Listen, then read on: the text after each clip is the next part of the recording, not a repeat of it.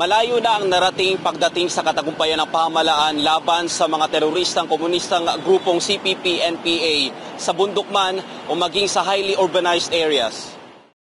Isa sa ipinagmamalaki ng pamahalaan ang isinasagawang deklarasyong insurgency-free ang ilang mga lugar sa bansa na dati ay hawak ng mga teroristang komunistang CPP-NPA-NDF. Kaya naman hindi nagpahuli ang Cainta Rizal kasunod ng makamit nito ang stable internal peace and security nitong Martes, September 12, 2023. Ibig sabihin, insurgency-free na ang munisipalidad ng Cainta sa kadahilan ng wala nang namamataan ang mga otoridad na presensya ng mga komunistang teroristang grupong CPP-NPA-NDF. Ito ang inihayag ni Lieutenant Colonel Erwin Comendador, Battalion Commander ng 80th Infantry Battalion sa panayam ng SMNI News. Itong SIPS or Stable Internal Peace and Security or what we call a peaceful municipality or sa madaling salita, insurgency-free yung ating area. Meaning to say, wala ditong mga armed confrontations na nagaganap.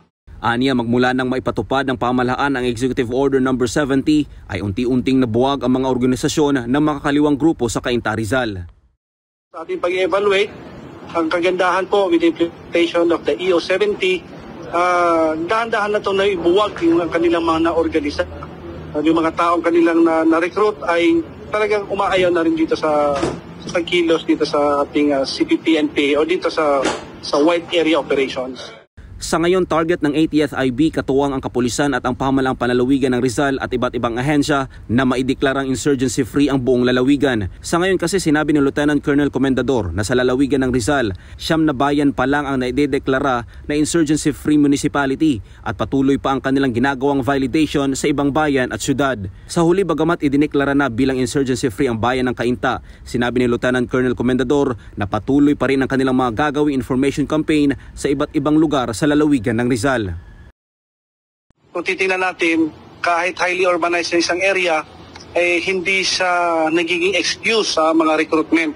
Kaya yung ating inisyatiba ngayon is to have a massive campaign dito sa lahat ng mga cities, highly urbanized areas, and mga schools para po mapagbigyan ng linaw kung ano ba yung mga organisasyon na kanilang mga sinasamahan o sinasalihan.